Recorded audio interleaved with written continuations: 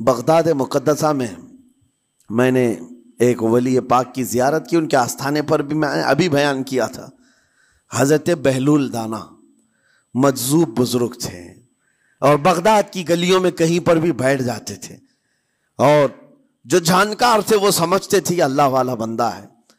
مجذوب کس کو کہتے ہیں؟ جس کی یاد الہی میں عقل فنا ہو گئی، ختم ہو گئی، اللہ کے ذکر میں اور اللہ کی یاد میں اپنے آپ کو فنا کر دیا ہے، اس کے اوپر شریعت کا قلم نہیں۔ ظاہر سی بات ہے شریعت کے سارے احکام اس پر ہیں جس کی عقل سلامت ہے۔ عاقل ہو، بالغ ہو تو نماز فرض ہے نا، عقل ہی نہیں ہے تو وہ مجذوب ان اولیاء کو کہتے ہیں۔ لیکن ان کے بارے میں حدیث میں ہے، اللہ کے نبی نے فرمایا وہ ایسے بندے ہیں کہ اگر اللہ کو قسم دے دیں کسی بات کی، اللہ ان کی قسم پوری کرتا ہے۔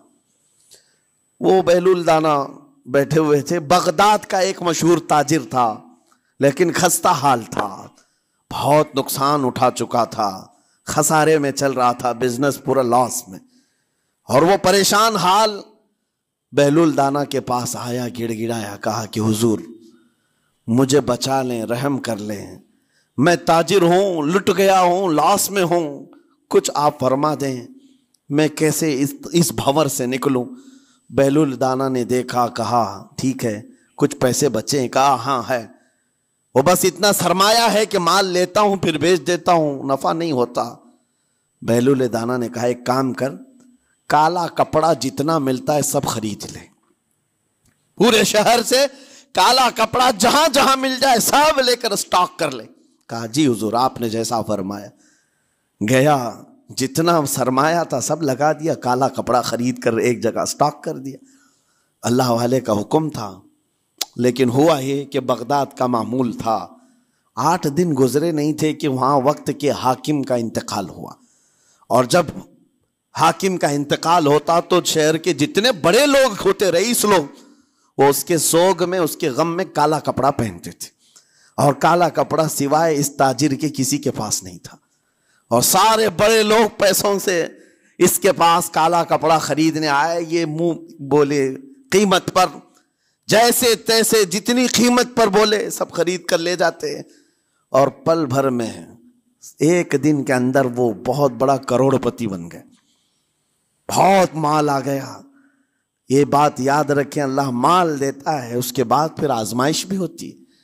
مال اتنا آ گیا، اب لے کر کے مستیاں تھیں، چند دن گزرے، ظاہر سی بات ہے مال کو بڑھانے کی تمنا ہر ایک کی ہوتی ہے، کوئی یہاں پر اینڈ کرنے والا نہیں ہے دنیا میں، چاہے اس کا بزنس اربوں پر بھی پہنچ جائے، اسے آگے پہنچنا ہے۔ چند دن گزرے تھے، 8-10 دن، پھر آیا حضرت بہلول دانا کو ڈھونڈتے ہوئے، ایک جگہ میدان میں یہ مجذوب بزرگ بیٹھے مل گئے، آیا اور کہا او دیوانے بتا اب کیا خریدوں؟ پیسہ بہت ہے ابھی میرے پاس، بتا دیوانے اب کیا خریدوں؟ انہوں نے دیکھا، کہا کہ لہجہ تو بدلا ہوا ہے، پیسہ بہت زیادہ تھا۔ کہا کہ ٹھیک ہے کوئی بات نہیں، اللہ والوں کو ان سب چیزوں سے کوئی لینا دینا نہیں۔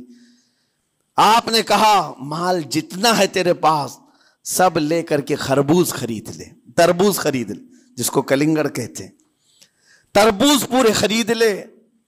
اس نے کروڑوں کی جائیداد پورے تربوزوں میں لگا تھی، سب تربوز خرید کر سٹاک کر دیا ایک جگہ، اور اس کے گمان میں یہی تھا کہ چند دن گزریں گے، کوئی ایسا ہی حادثہ ہوگا جب تربوز منہ مانگی قیمت پہ لوگ خریدیں گے اور میں بیچوں گا۔ پورا مال تربوز میں لگایا، 2 دن 4 دن 6 دن 8 دن گزرے، کوئی حادثہ نہیں۔ ادھر تو تربوز سڑنے لگ گئے، وہ تو زیادہ دن سٹاک نہیں کیے جا سکتے، سڑن شروع ہو گئی۔ پھر تھوڑے دنوں کے بعد پورے کے پورے سڑ گئے، کروڑوں کا مال تربوز میں سڑ کے چلا گیا۔ وہ کچھ بھی نہیں سکا، کچھ نہیں کر سکا، واپس چیختا چلاتا اسی حالت میں آیا، پہلے سے بھی زیادہ بدتر حالت میں میں آ گیا ہوں۔ دوڑتے ہوئے آیا، حضرت بہلول دانا کو ڈھونڈتے ہوئے، کہاں ہیں؟ وہ اسی جگہ بیٹھے ہوئے مٹی میں بیٹھے رہتے تھے۔ قریب آیا اور کہنے لگا کہ آپ نے میرے ساتھ ایسا کیوں کیا بہلول؟ بہلول دانا نے کہا کیا ہوا؟ کہا میں تو لٹ گیا، تربوز میں پیسے لگائے آپ کی وجہ سے اور پورے سڑ گئے، بہلول دانا نے کہا میں نے تو کچھ نہیں کیا، پہلے تو تجھے نفع ملا تھا وہ تیرے لہجے کی وجہ سے، اب خسارہ ہوا ہے تیرے لہجے کی وجہ سے۔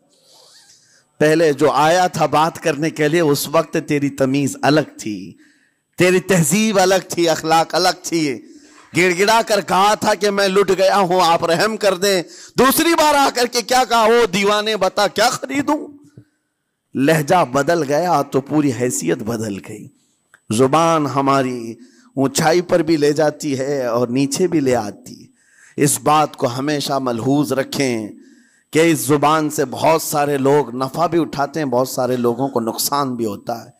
لیکن ساتھ میں یہ بات بھی عرض کروں، نرم گفتگو کرنے کا عادی ہر ایک کو ہونا چاہیے، نرم گفتگو کرنے کا عادی ہر ایک کو ہونا چاہیے، اس کی نیکیوں کی علامت ہے، اس کے اخلاق کی علامت ہے۔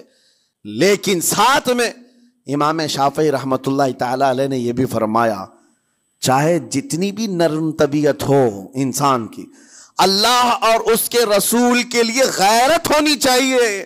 اللہ اس کے رسول کے خلاف بات سنے تو پھر نرم لہجے کا استعمال نہ کرے، پھر وہ بزدلی کہلائے گی، وہ بزدلی کہلائے گی۔